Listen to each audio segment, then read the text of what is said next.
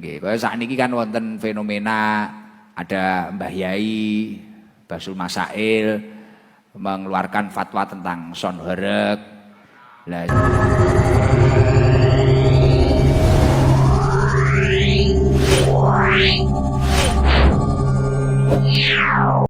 Oke, assalamualaikum warahmatullahi wabarakatuh. Selamat malam, teman-teman. Gimana kabarnya di malam hari ini? Semoga kabarnya tetap sehat ya. Tak kekurangan suatu apapun dan pastinya selalu lancar dalam aktivitasnya. Di video kali ini tuh ada atau masih bertemakan dengan son horeg, teman-teman ya. Di sini ada video ya, ada video yang tentunya masih berhubungan dengan son horeg, teman-teman. Kayak apa videonya? Oke, langsung kita tonton sama-sama. Kemarin pas live membahas fatwa haram horeg, mohon buatkan video pendapat jenengan tentang fatwa itu. Yang namanya fatwa yang tidak diatur secara jelas di dalam Al-Quran dan hadis itu kan bentuk fatwanya fatwa ijtihad. Nah, fatwa ijtihad sendiri itu kan mengikat di golongan tertentu, di komunitas tertentu lah, tidak untuk umum. Karena kalau dilihat forumnya juga forum 1 Muharram ini juga perlu kita lihat. Ini forum ini representasi dari kumpulan para ulama yang didelegasikan negara untuk membuat fatwa atau hanya sebagai komunitas. Itu kita juga harus lihat.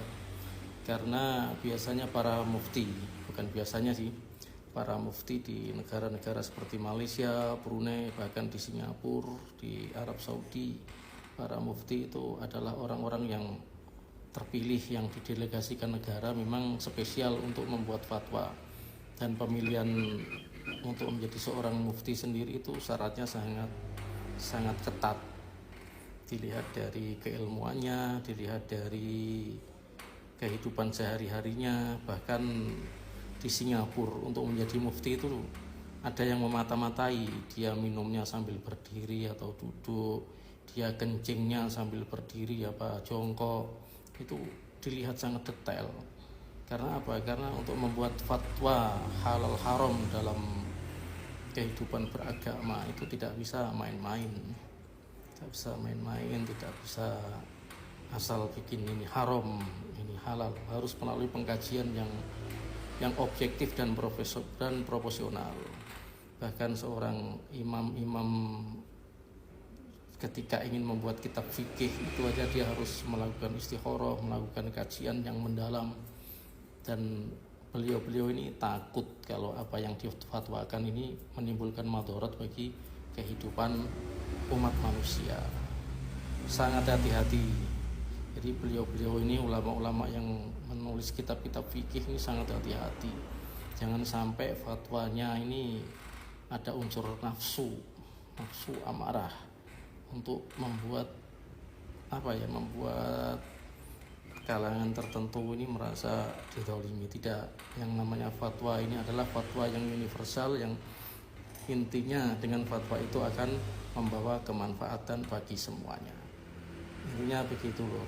Jadi ini tanggapanku sih boleh-boleh saja beliau Gus Muhib Al-Mukarram Al-Alim Gus Muhib ini membuat fatwa haram son horeg. Boleh-boleh saja, itu hak pribadi beliau, pendapat beliau yang tentunya dengan background keilmuan beliau. Tapi sikap kita sebagai pecinta horeg ya gak usahlah menghujat beliau, gak usah mencaci maki beliau. Karena perbedaan pendapat ini indah jika disikapi dengan bijak. Kalau bagi saya pribadi ya gini, fatwa istihad itu fatwa yang memang saya ulangi lagi tidak tertulis secara jelas dalam Al-Quran dan As-Sunnah. Itu namanya fatwa istihad. Untuk bisa sampai ke tahap fatwa ijtihad itu seharusnya beberapa elemen tokoh-tokoh agama dari misalkan dari Muhammadiyah, dari Persis, dari LDII, apapun kan banyak di Indonesia itu diajak bertemu, berkumpul, difasilitasi oleh negara, didelegasikan mereka beliau-beliau ini didelegasikan negara untuk membuat suatu pembahasan terhadap haramnya sonhorek. Ini seharusnya beliau-beliau para ulama yang lain dilibatkan dan pendelegasiannya pun dari negara, bukan forum yang di luar dari pendelegasian negara. Karena apa? Karena menyangkut produk hukum yang dihasilkan dari fatwa ini akan berimbas kemana gitu. Kalau belum sebagai pendelegasi negara, lembaga formal negara ya nggak bisa dijadikan tolok acuan adanya larangan atau tidak larangan secara bernegara. Tapi kalau sekedar untuk ya pembahasan internal di forumnya beliau-beliau ini ya silahkan. Masyarakat tidak boleh dipaksa untuk menerima fatwa itu. Karena apa? Karena fatwa itu yang pertama adalah fatwa yang bersifat ijtihad, fatwa ijtihad. Ini fatwa ijtihad ini tentunya menimbulkan pro dan kontra. Betul. Ya sudah, yang haram biar menganggap haram, kita sikapi dengan bijak. Apakah boleh menolak fatwa beliau? Boleh, karena itu fatwa ijtihad. Fatwa ijtihad itu ada yang setuju, ada ulama yang setuju, ada ulama yang nggak setuju, itu fatwa ijtihad. Jadi kita mau ikut yang mana gitu. Terus produk hukum fatwa beliau ini seperti apa nantinya untuk diterapkan di pemerintah itu kita lihat saja nanti. Seharusnya kalau memang itu jadi acuan pemerintah mau melarang atau tidak melarang, itu bukan dari forum seperti itu, tapi dari pendelegasian. Misalnya di sini kan ada Komisi Fatwa MUI, seharusnya MUI yang mengeluarkan fatwa itu, karena itu adalah komisi fatwa yang memang didelegasikan oleh pemerintah untuk mengatasi permasalahan umat Islam. Jadi begitu lur. Jadi intinya nek saya pribadi, karena itu adalah fatwa ijtihad dan saya pribadi melihat secara langsung asas manfaat dari sebuah fenomena, ya sudah, saya mohon maaf Al-Mukarram, orang tua kita Gus Muhib, saya pribadi tidak ikut fatwa haram jenengan terhadap sonhorek gitu. Karena yang pertama yang dihukumi itu sonhorek, sedangkan sonhorek ini klasifikasinya sebagai benda atau alat. Yang alat ini tentunya ada alat yang stagnan, yang diam, dia bisa bermanfaat, dia tidak bermanfaat, tergantung siapa yang nyewa, tergantung siapa yang bawa, tergantung siapa yang mengkaryakannya. Jadi kalau alat secara diam, secara diam dihukumi sebagai haram, nanti bahaya. Nanti kalau ikut kaidah seperti itu ya pisau pun jadi haram, karena pisau juga berpotensi menimbulkan bahaya yang lebih besar dari sonhorek. Pisau bisa dipakai membunuh, pisau bisa dipakai untuk nyuri buah, nyuri apa, bahkan sepeda motor pun juga nanti juga kalau ikut kaidah seperti itu, sonhorek yang merupakan alat atau benda ini haram tanpa melihat dari mutabaahnya untuk apa, ya sudah, semua haram. Sepeda motor pun juga haram, nanti dipakai maksiat, dipakai kemana-mana, dipakai sesuatu yang melanggar tuntunan agama, itu nanti akan menjadi haram semua gitu. Ya nek melihat dari sisi fatwa itu, poinnya ada yang termasuk di situ dipermasalahkan berpotensi ikhtilat, bukan hanya di sonhorek yang ikhtilat, bahkan nuwun sewu pengajian pun juga banyak yang berpotensi ikhtilat, bahkan nuwun sewu lebih parah itu. Ya misalkan di acara majelis sholawatan itu lebih parah, joget-jogetnya pun juga terlalu parah lah, terlalu israf, terlalu berlebihan juga banyak. Intinya ya kita sikapi secara dewasa, biarlah beliau berpendapat dengan pendapatnya beliau, karena beliau punya rujukan juga, dan kita yang menolak pun juga kita punya dasar asas manfaat mungkin yang lebih dikedepankan. Tapi satu hal, jangan pernah menghujat beliau. Gus Muhib ini orang tua kita, orang alim kita. Benar. Itu dulur ya. Intinya ya bawalah perbedaan ini menjadi sesuatu yang indah, tanpa harus menghujat, tanpa harus Ya, benar banget. Bijaklah, karena para ulama terdahulu, para nabi, para sahabat ini dakwahnya dengan lemah lembut. Jadi proses pengharaman minuman keras itu tidak langsung ini haram, ini halal, tapi melalui proses, melalui pertama turun ayat jangan sholat waktu dalam keadaan mabuk, akhirnya minuman keras itu lama-lama jadi haram. Jadi proses pengharaman ini tidak langsung daldel gitu. Jadi harus melalui proses edukasi kepada masyarakat. Ya berfatwalah, tapi tidak dengan hawa nafsu. Semua bisa dibicarakan, semua dimusnahkan.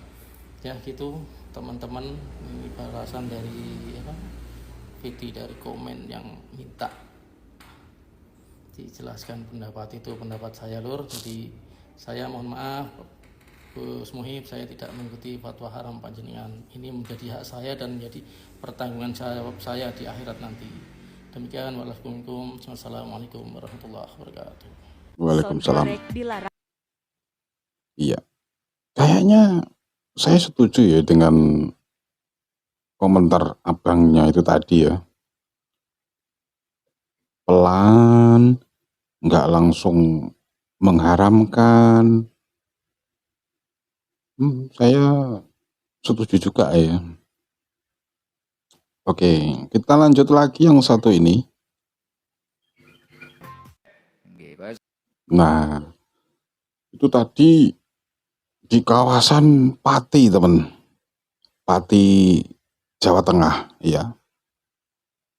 Kalau di sana son horeg itu namanya bukan son horeg, melainkan diganti sama son karnaval ya.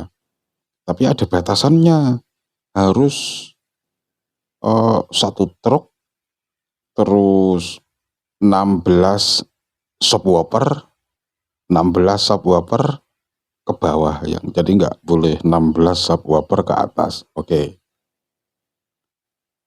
Kita lanjut lagi sama yang satu ini.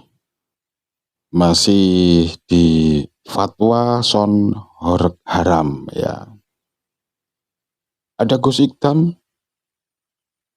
Oke, langsung saja kita dengerin komentarnya. Saat ini kan wonten fenomena ada Mbah Yai, Basul Masail mengeluarkan fatwa tentang son horeg. Nah, sing dimaksud beliau itu rangkaian dari son horeg yang mungkin beliau ketahui, sing viral-viral, pancen kan ya bermasalah nek sing viral-viral. Sing viral-viral bermasalah.